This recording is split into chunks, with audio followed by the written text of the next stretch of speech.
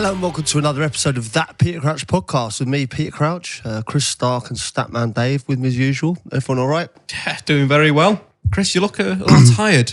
You all right? I've just been doing the Peloton stuff, haven't I? So it gets to this point in the evening. But no, it's good to see you boys. Couple of beers. Feel a bit achy, but feel like I've earned it for once. So that's all fine. Got the old tapas. I'll put that on the floor, shall I? Next to the piece of bacon that's been there for the last 3 weeks. So we're only a couple of episodes in on this series, and already you've had to apologise twice. What were my apologies about? I remember I did, obviously, I failed with a 2-touch game in front of Paul Scholes. Woodgate as well, wasn't it? That was embarrassing. Woodgate photo. And Woody, I dragged up and he got in a bit of trouble for that, and it was all me. Yeah. So yeah, 2 apologies, and I stand by them. I think it's potential for us to offer a new service for people whereby you can apologise on their behalf. Because people do shit, don't they? And if you're listening to this and you've got something that you feel Crouchy could apologise for, maybe this is the series where we just get you to do these more often, then you can do it on their behalf. I think it will help, idea. If anything, having Well, it's a nice Crouch. idea, yeah. It might carry some weight. I mean, I don't know if they've done something to their boss or something, for instance, or they've made a real mistake, or they've slept in, they're hungover and not gone to work. I could apologise to their boss for them. Their boss, other half. Could be that as well, could have just been, and you're the master of that actually, by the way, aren't you? Because you have, you enjoy the odd late night out or whatever, and you come home, it always works out, doesn't it? You're the master of it. I apologise, and there's bits and pieces. You have to sleep in the doghouse for a little bit, but you get through it. Yeah, exactly. If that sounds useful to you, and Crouchy can apologise to someone or something or a group of people on your behalf, let us know. You can get in touch, just head to the website. I'd like to apologise or get Crouchy to apologise to the football community about expected goals. I think it's really angered some people, and I feel bad for it. As the statistician in this crew, it's our responsibility, and people just get annoyed about it, and maybe we should take it out of football again and keep it for the nerds. Okay. Yeah. See, I've gone the other way on it, Dave. I'm starting to sort of see the benefit of it a tiny bit. I'm not anti-XG anymore. Wow. Is that because of the punditry? Is that because you're forced to embrace technology and the board and things like that? You look like a dinosaur if you don't. I do think like I think the Prius is a bit of a weird one. That I'm not involved. I'm not happy about that. But the XG, I can sort of get involved with. Like if you've got a donkey up front missing sitters every week, and you're putting them on a plate for him, I think it's the creation of chances is more the sort of route we should go down. Like if you're creating that many chances, I saw a stat recently, Dave, you'd be proud of me. Payet. Yeah. Oh my God, like some of the stats, like chances created, top of the pile in the top 5 European leagues in the last 5 years. Yeah, he was absolutely insane at West Ham, insane at Marseille again. Just one of those players that just creates things, just consistent for his entire career. Amazing that though, isn't it? If you think about all the creative players, even ahead of De Bruyne, chances created by about 60 chances created it was. Yeah. 860 odd it was, Dave. My work is done. Dave, I heard a vicious rumour that you're not actually doing that well at fantasy football so far this season. Yeah, Chris, it's been embarrassing. I can't really look at myself in the mirror at the moment. I don't like to go outside much in case I get heckled by somebody. We're talking like top 2 million players.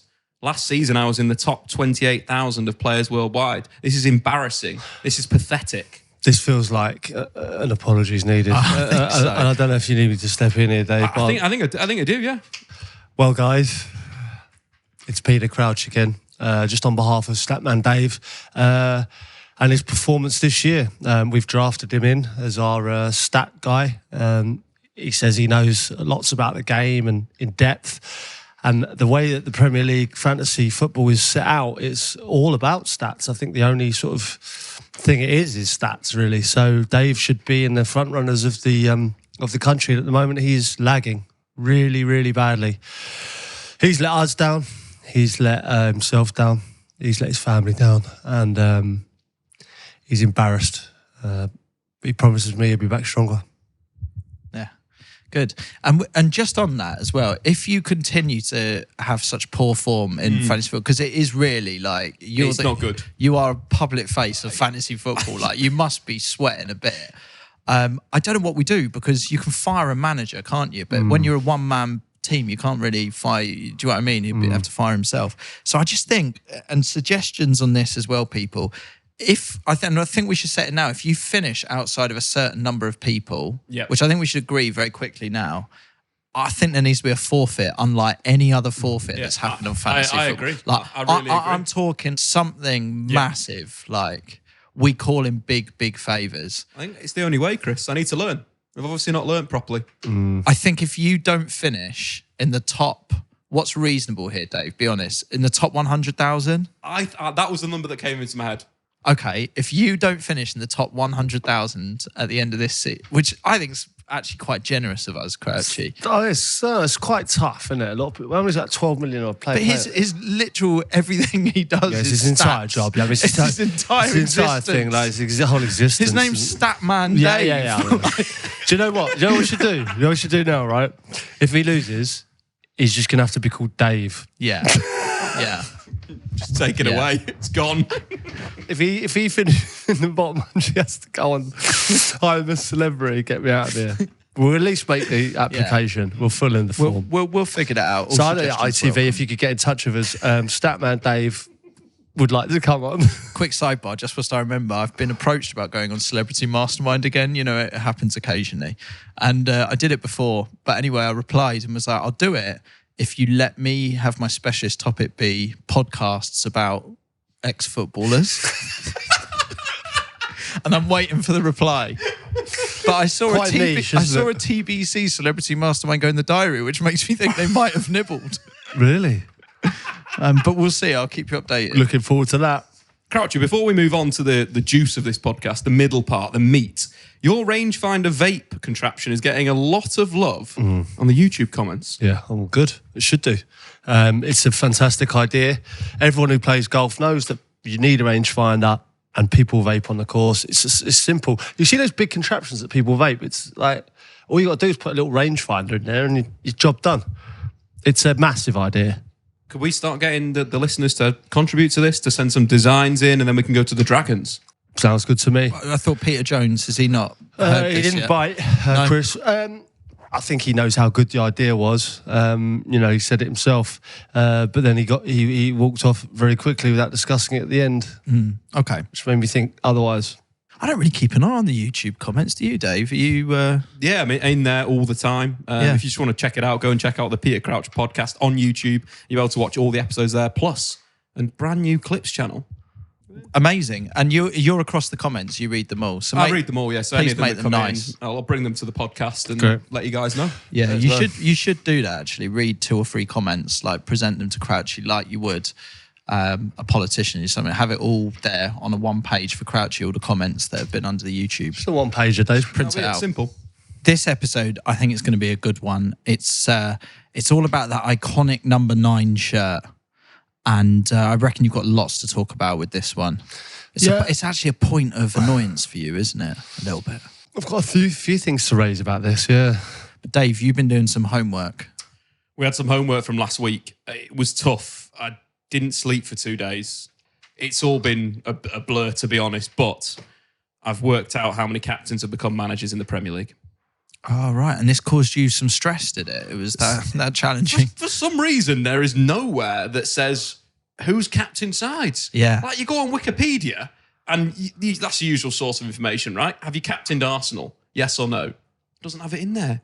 Then you find out that he's captained Manchester United at some point. So what's the upshot? I'm not asked about how you did it, Dave. Just get to... You're like me. You sit there. Just I don't know. I don't want to know. I don't know nuts and bolts. I just want answers. So the headline stats: 50% of the managers in the Premier League were captains. 50%. Yeah, that makes loads of sense. Yeah, loads of sense. Goalkeepers. What about this is the name. This is what we need to know. There's none. 1%. In Premier League history, 2.7% of managers were goalkeepers. Unbelievable. Only 7 out of 259 managers. Right. That's incredible. Because obviously we attacked them last time, I did a bit of digging, and there is one manager that was a goalkeeper that won the Champions League with Marseille. Raymond Goethals, a Belgian goalkeeper. But Wow. apart from that, not a lot of success. Can you find out for next week, Dave, please, what all goalkeepers go on to do with their lives in general? I want a breakdown of job by job. Like, if they're not Percentage getting into of jobs. managing, what do they tend to get into? Goalkeeping coach, Yeah, obviously. they're because all goalkeeping No player. coach. I wonder if there's ever been a player who's gone on to be a goalkeeping coach. This is like a new challenge every week, That is isn't it? groundbreaking. Yeah. Imagine being a player your whole life and then going, I just really want to be a goalkeeping coach. Do you want to be a manager? No. A goalkeeping coach.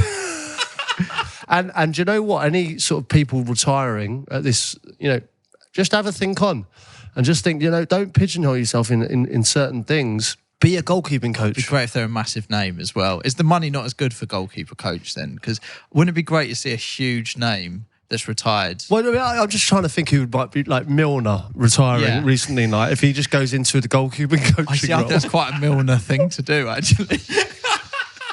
Potentially. I think we'll be able to find something. But if there's any listeners out there that know of any players that have turned into goalkeeping coaches, please help me out. Just send me a tweet or something with the information. That'd be great. Yeah, it's important. Right, lads, let's talk strikers. Crouchy, is the number 9 shirt still the most iconic number in football? I don't know. This is frustrating, this one for me. It went out a bit, didn't it? It feels like it's coming back a touch. Like it goes in and out of fashion. I mean, this false 9 stuff, like the last sort of 10 years, that, Spain and Barcelona sort of were trying to kill the number 9, weren't they, for a while? And to good effect. Let's be quite honest, they were fantastic. And then City have done it. Lots of teams have sort of played with this kind of false 9. And I don't know whether I'm being nostalgic, but I just remember growing up. And I look at the England squad now, right? And you've got Harry Kane, right? What else have you got really behind that? Well, I'm just thinking when I went to watch the old Wembley, and there was players there, you were like, they couldn't even get anywhere near the team. And I'm talking like, we had obviously Shearer, Sheringham, but you had Fowler, Dion Dublin, you had Andy Cole, Ferdinand, Andy Cole, Michael Owen, just hundreds of centre forwards, like so many. I just think now, kids don't want to be that anymore, do they? They want to be a Mo Salah, they want to be a Mane, they want to be Grealish. They want to play on the wings, and they want to cut in and shoot. And that sort of old school number 9, if you like, just a goal scorer or a sort of tapping merchant, a hogger, a big striker, someone good in the air.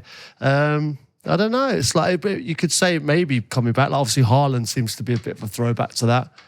Nunes, there's a few number 9s. Diego Costa's back in the Premier League. Maybe potentially coming back That's round. great, by the way. Let's quickly touch on that. Diego Costa back in the Premier League when it was first sort of floating around on Twitter when Fabrizio had done his, before it got to Here We Go. And it was like the work permit wasn't happening or something. I don't know the ins and outs, but I just wondered if he was too shithouse or something that's been rejected on those grounds. I remember all the weird stuff that he did. The one that stands out to me was him chucking celery at the Chelsea fans at some pace on the Champions bus. Like he was really going for people. Yeah. That celery thing's mad. I mean, I remember going with my dad to. It's a weird vibe, that, isn't it? Weird. I went to the FA Cup final, and I was in a pub sort of near Wembley, and they were lobbing loads of celery at me, and I actually completely forgotten what it was about. But my father-in-law, who's a Chelsea fan, was like, then told me the song. The biggest mistake I made was I went on the radio and I sort of forgotten because I'd had a few beers. I was like, I was in a pub before the FA Cup final. They were all lobbing celery around. There was a song about it, but I can't remember what it is. And then you're in. And, you got to be careful because on Radio 1, you can't say that, say took your bum with and all that. It's like, it doesn't really work. I wish we could be in charge of a signing video. Do you know, it'd be great if someone let the podcast be. Because they've done it with all sorts. Football Manager, you see them, it's all been done. I'd love us to announce a player on here. From here with a dodgy bit of bacon down in the corner. Yeah, I don't know what we'd do. Maybe come up with something. Get someone who's not get Barry from EastEnders. Get someone like that. Do you know him? Spent time with him this week. What do you mean you spent time with Barry. him this week? Or Sean, as he likes to be known. I was filming something, right? And I didn't know it was with Barry, but it was. Never ceases to amaze me the circles you move in. Was it golf or not? No, it was like a series of like little ads, and he was involved, and he's actually really good. He's a good actor, isn't he? Totally fantastic. Actually, but we should make him the Fabrizio. That's what I'm saying. Like, imagine it was like Barry, done deal. I think he's too busy now at the moment. I think he's too busy. He's got his karaoke. It's flying. I was trying to be respectful the whole time, and I was calling him Sean. And right at the end, I said like, "See you later, Barry." Yeah. So I must get that all the time. Isn't he? He had a Barry slip. Like, you must get that though. Yeah. Anyway, something to ponder on. Diego Costa. Diego Costa back in the Premier League. He's a proper number 9, isn't he? Like, and a shithouse of the top class shithouse. I mean, what is he going to be getting up to this year? Red cards, goals. You have getting to hope. People sent off. Is he still a shithouse? Oh, he's never going to lose that, is he?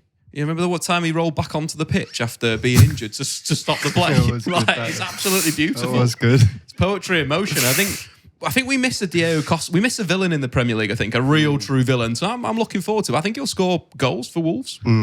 What about numbers wise? It all looks good, or is it just like we've just got a great character here? I'd say max 10.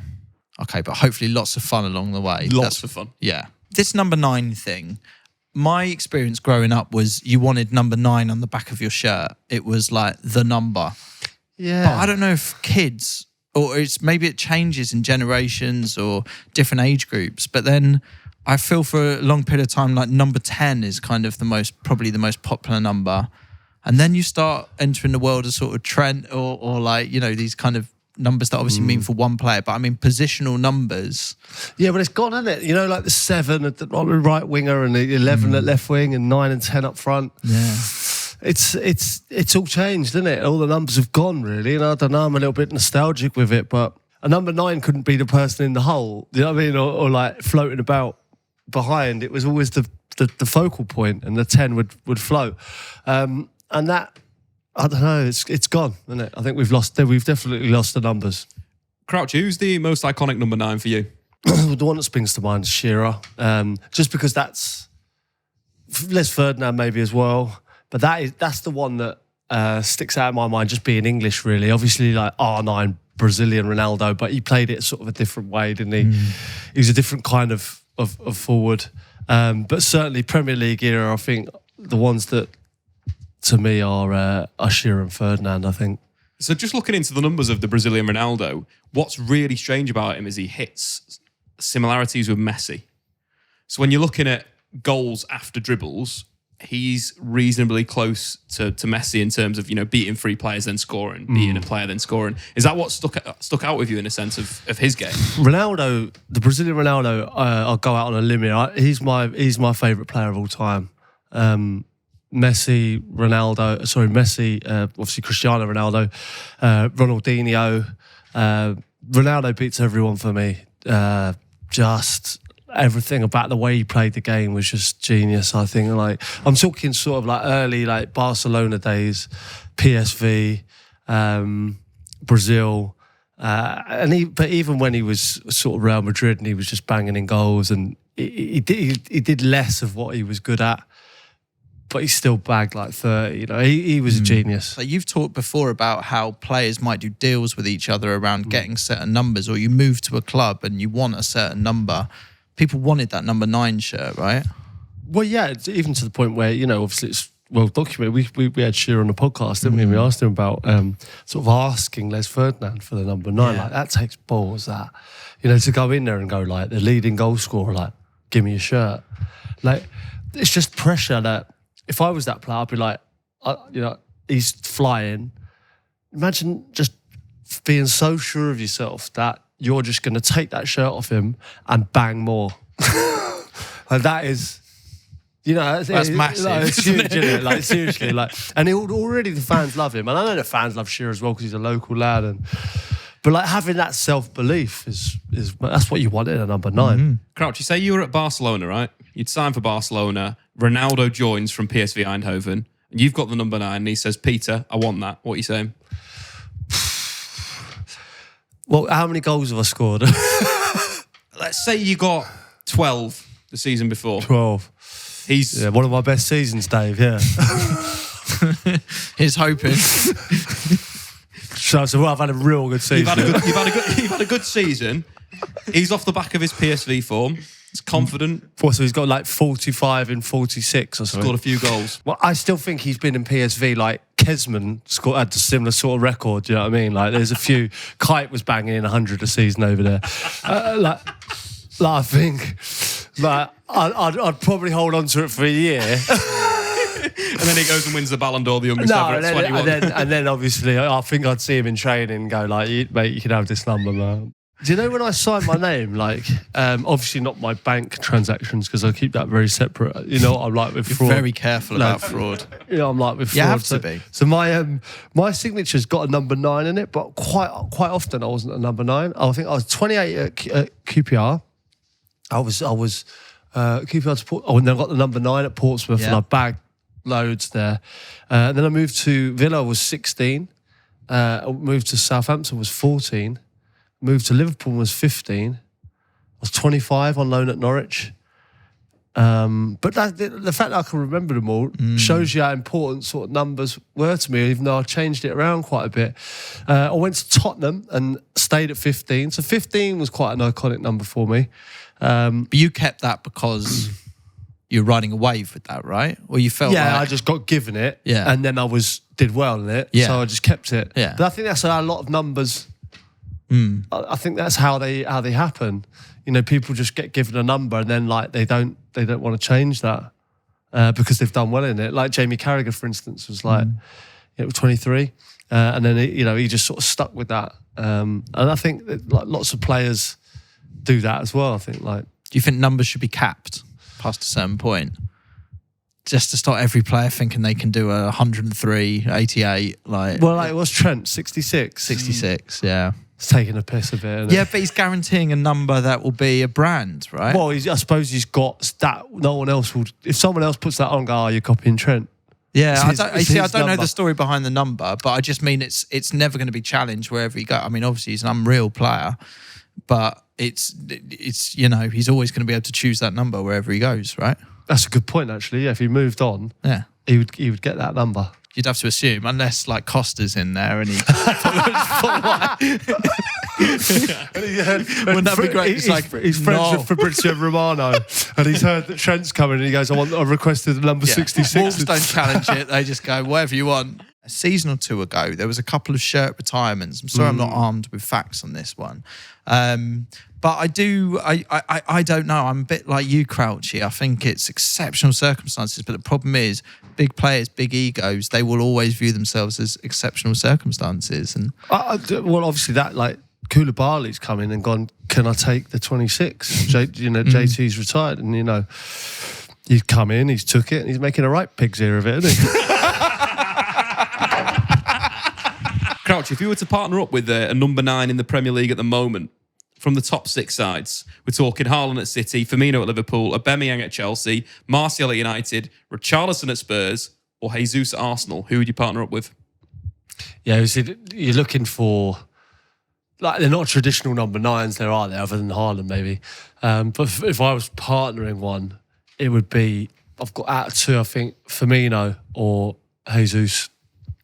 Just for me personally, I just think unselfish players that I could play with. I think feed off players that are would sacrifice themselves. So you're talking entirely selfishly. Yes, exactly right, Chris. Yeah, I didn't get to play at that level for no reason. I think you have to be selfish. Like certainly as a number 9 there, I'd entirely be selfish in that scenario.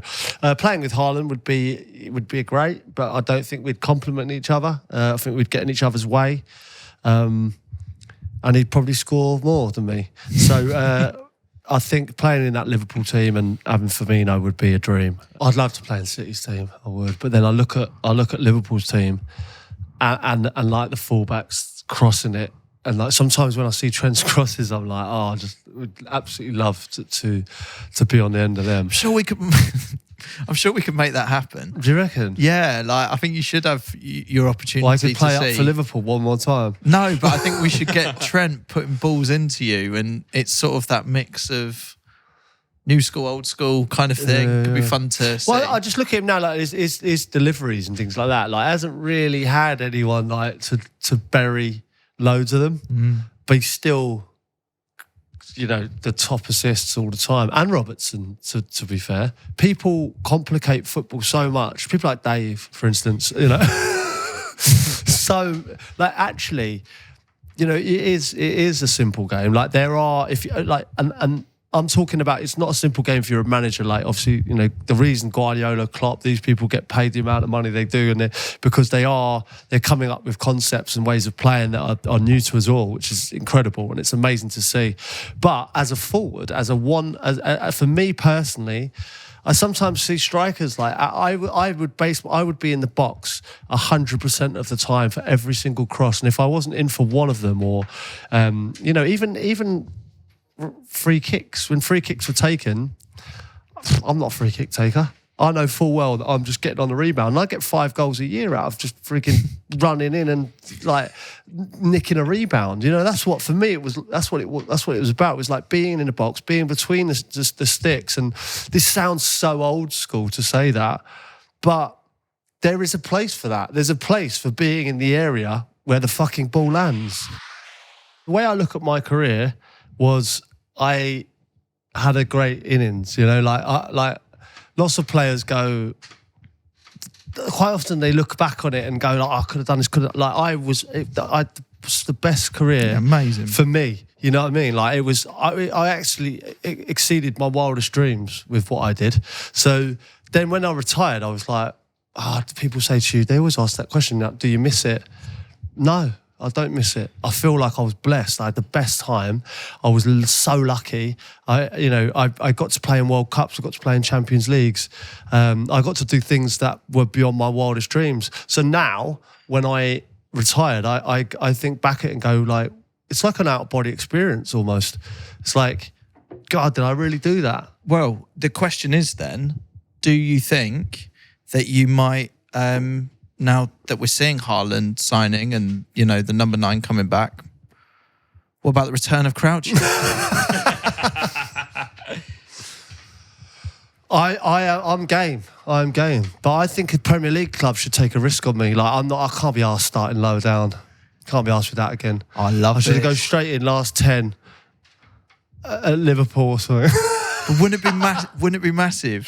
What would you? Is it completely out the? Is it complete? Like, explain to me. Is it completely out the question? I think I could come on and last 10 and cause carnage in any game. Fucking hell! Imagine the announcement video. we would have to be involved. Imagine, like, we've got Fabrizio in the pocket. He announced the return of this podcast when it came back, after pretty much a year's hiatus. Here we go. He did. Imagine. Where could I start? I mean, what could I do? Like, we'll have to go non-league. Come on, stats-wise, and don't worry about offending. Don't worry about offending. How long have I been out of the game? If Crouchy Chumbawamba's back to the Premier League, could I get on the peloton and conceivably Chumbawamba? What's the club? We're going to be looking right. Guys, I've done some digging here already. I knew this question was coming. So how did you know this was coming? What do you mean you knew? I didn't know this question was coming. I just asked it. Change in expected metrics when a player moves from one league to another league. So Crouchy, from England. If Crouchy moves to Germany, the Bundesliga, we'll see an uplift of 28% in terms of expected assists and expected goals. Have you factored in the amount of louts consumed since retirement? This is actually all based on the lout. You can see the coloration. What's the colour, Chris? It's the lout colour. Yeah. But this kind of moves on to a question from Gareth. Now Bayern without Lewandowski got me thinking, if Crouchy was given a full pre-season to get fit, how many goals do you think he'll score in one season for Bayern Munich? Players in the current Bayern squad: Thomas Muller, Leroy Sané, Sadio Mane, Kingsley Coman, Joshua Kimmich, Serge Gnabry. God, fucking hell. So I'm saying we take you to the Bundesliga. Right, so this is not performance related. You're just going bang on goals. So like, I could be breathing out my arse giving the ball away every now and then, but I'd still bag 15 goals in that team. 100%. 15? 15. What is very, very interesting is I've actually run the numbers, Crouchy. How's he run the numbers? The guy's like weeks ahead of us, isn't he? How did he know we were going to ask this? Well, we did it. I'm to say this was not pre-planned. I was not making a comeback it was for before. Dave, like some sort of clairvoyant. So, looking at the numbers, right? Bayern Munich scored 97 goals in the Bundesliga last season as a I'd team. get 15 of those, 100%. You get 15 of those, right? So they created the third most expected goals in Europe, which means they create a lot of high-quality chances. Robert Lewandowski, you'll be replacing. He's off in sunny Spain. He's chilling out in Barcelona on the Ramblers, just having a good time. His expected goals was 1 per game. If we take a look at your last 3 seasons at Stoke City when you were fit, you started 4,499 minutes in 3 seasons I looked at, which would equate to 1,499 minutes that we could expect you to play for Bayern Munich. So we're not even doing a full season. If you take into consideration Lewandowski's expected goals per 90, which is around 1, and then we look at your overperformance for Stoke City, which is around 1 goal per season, it equates to 16 goals you'd score in the Bundesliga. So I wasn't far off then, Dave. I shouted 15 goals. Yeah, that'd be great. So bearing in mind, if Bayern need a backup striker who's guaranteed, stat-wise from Dave, 16 goals, I can do it. I'm available. Bundesliga aside, can we just concentrate on Premier League? What club should... Bournemouth, surely. They got Kiefer Moore, who's more of a brute. I think we put Crouch in a team like a Brighton. Well, I do have a game against the caddies at my golf club coming up. So, members v caddies. So I'll let you know how I get on. Maybe we'll probably know a lot more after that. Well, we've talked about Oktoberfest, haven't we? We're going to do Crouchtoberfest. Why don't I sign for Bayern Munich for it in October? Yeah. Just before October. Great. I'll go on a month's loan. Yeah. We'll do a whole Oktoberfest. I'll bang a couple of goals in, then we'll come back and talk about it. Has a football club ever done a month's loan, by the way? If Crouch was to announce in this podcast, right, he's available. Yeah. Minimum rent is a month. Yeah. Maximum will keep open-ended, depending on contract and stuff. But there's, let's say he became available has that happened? It would have happened in the past. Emergency signings at times when strikers got injured. You could get a player on a short-term deal. Mate. So thinking 1 month in Bavaria would work. I think they need it. Yeah. Premier League would be nice though, wouldn't it? Beggars can't be choosers though, can they? Thinking about it, big number 9 up front, Mitrovic, Fulham. Maybe Crouchy goes there. I like that suggestion. Yeah, so what? Just like a replacement for Mitrovic? Yeah, he gets injured, whatever, I'll come in for a couple of games. That's what I mean. It's just, I think Crouchy back in the Premier League would be great. It fits. For you personally, it's not too far to travel. We'd square that off, family, everything. It's all good. It depends if you're viewing this as a bit of a joke or if you're viewing this as... Because I get the impression you could, in this modern number 9, it's happening, you could do a job, right? I mean, it remains to be seen. I don't know. I think I'd have to get into training, see how I felt, and then go for it. Yeah. I think one of the things from watching your goals, Crouch, end of last season, obviously we found out that all your Premier League goals were legit. It's now in history. A lot of those goals drift into the back post, attacking the ball on the fullback. Yeah. That is a classic Mitrovic goal. Fulham won't have to change their style of play. That's a good point. It is. It's a very good point. You lads, put the feelers out. Get me to Fulham. Batman Returns. It's going to be great. We had a massive announcement at the beginning of this series all about Crouchfest, and that is happening. It's happening at Wembley Arena, which still feels crazy to say, boys, doesn't it? How do you tell your family about that? Oh, Mum, I'm just doing a podcast and we're doing it at Wembley. Yeah. Well, welcome along, Dave. It's fucking mad, isn't it? It's a hell of an escalation, which is what this podcast has been every series that we've done it. I'm so excited. The response to it's just been massive. It's been incredible. And then the tickets went out, and it's just we've never really done it before, and to see the response that it's had has been... we overreached, didn't we? Let's be quite honest. But there seems to be people that are up for it. Yeah, it's really going well.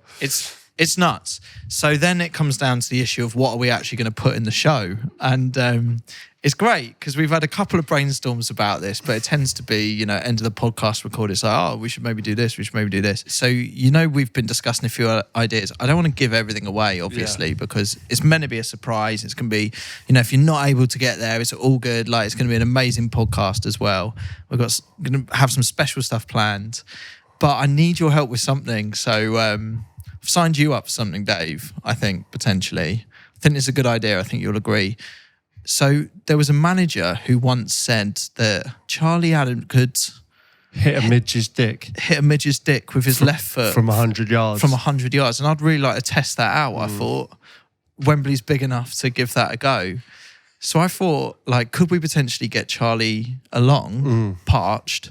Could we get him along and we dress Dave up as a fly and just have one of them schlongs between his legs, like a rubber schlong? It's going to be that type of event, is it? Well, no, I just mean for one of the, obviously we'll work out the music and we'll get, I'm not selling the whole thing on this. I just thought. No, I think it's a great idea. I mean, that's a lovely segment. And it's basically, he slings balls at Dave. Can I wear a box? Dressed as a fly, and it's whether he can hit the midge's dick. His midge's dick, yeah. Yards. But honestly, what he could... what was the other shout I heard about him? He could peel an orange with his left foot. Well, maybe we keep coming back to him. It just keep going back. Could you peel an orange with your left foot? Wembley Arena's never going to have seen anything like it. No, definitely won't. Yeah, just to say that, obviously tickets are absolutely flying off the shelves, but we've kept some back for people that can't get there or for whatever reason can't make it. So we're going to have a giveaway to all the listeners who deserve a treat or deserve to come to Crouchfest who can't potentially come. So if you want to get involved, let us know. Great episode, boys. I feel like we're kind of rattling through this series now. You start every series and you don't really know what's going to be happening. It feels like we're really already kind of getting into the... Oh, you get into the swing of it, don't you? I never know what's going to come of the podcast, but yeah, number 9 is something that's close to my heart and something that has evolved over time, and it feels like it's coming back a little bit, which is nice. But if it doesn't, that's fine. Football evolves all the time, like life in general. So Chumbawamba, everyone. Chumbawamba.